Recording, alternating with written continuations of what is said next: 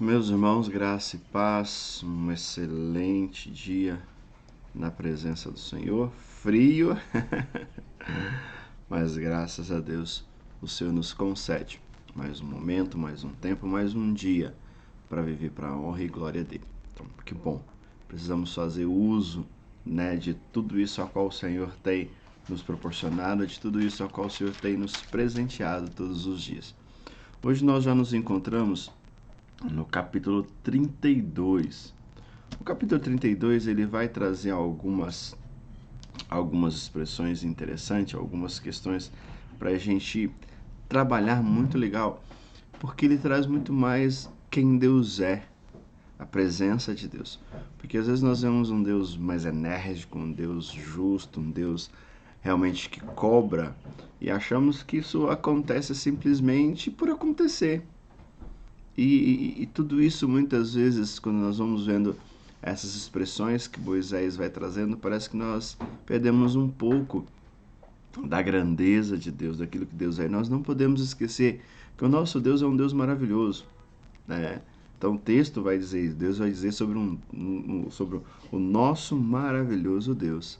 Então Moisés quer declarar isso, Moisés quer apresentar isso para o povo, esse Deus, tudo aquilo que Deus fez, tudo aquilo que Deus agiu, tudo aquilo como Deus moveu. Quando vemos aqui no versículo 3 e 4 diz assim: porque proclamarei o nome do Senhor, engrandecerei o nosso Deus. Ele é a rocha, suas obras são perfeitas, porque todos os seus caminhos são juízos. Deus é fidelidade e não há nele injustiça, é justo e reto.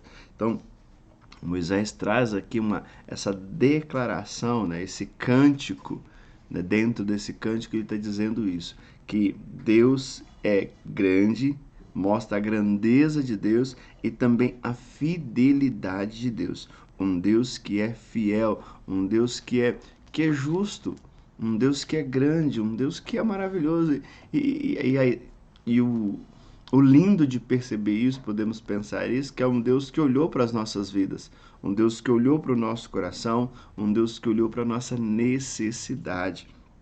Ele continua dizendo, quando nós vemos aqui no versículo 20, olha, os zelos me provocaram com aquilo que não é Deus.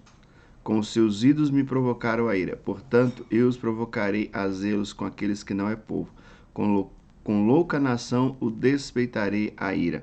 Aí se nós formos um pouquinho mais para frente, para o versículo 35, virar minha página aqui, no versículo 35, olha o que diz.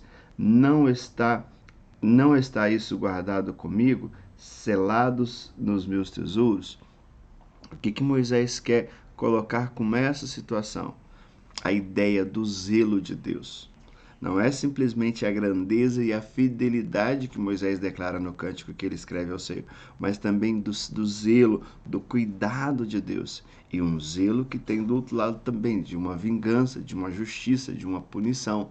Então Deus zela. Agora, quando não permite que ele zele, ele vai agir ao contrário, ele vai mover ao contrário, porque ele não vai simplesmente, tá bom, já que você não quer. Não, Deus vai agir, Deus vai mover, porque esse é um Deus maravilhoso. É um Deus grande, um Deus cheio de fidelidade. E dentro dessa grandeza, dentro desse poderio, dentro desse ser maravilhoso, dentro desse ser que cuida, ele vai zelar.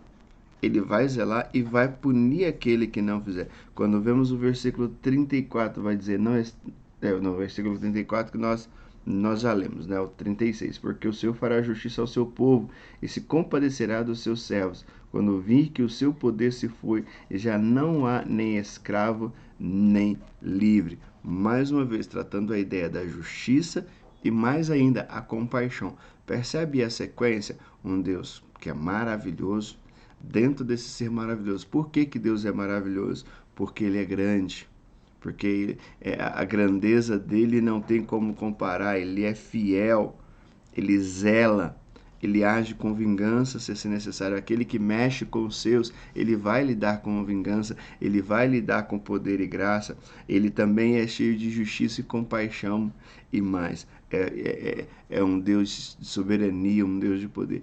Então Moisés usa esse capítulo 32, lembrando que agora realmente está, a gente sempre tem falado que está no final, mas agora mesmo está no final. Temos mais dois capítulos a respeito de Deuteronômio, e ele começa isso, ele falou tudo, ele colocou tudo, depois ele colocou todas as sentenças, e agora ele apresenta quem Deus é. E se hoje nós parássemos para pensar, quem é Deus para nós? Qual realmente é a palavra nesse momento, no tempo que nós temos vivido, no momento que nós temos vivido, qual é a palavra que nós podemos usar para Deus? Que possamos pensar nisso em nome de Jesus. Fique todos com Deus.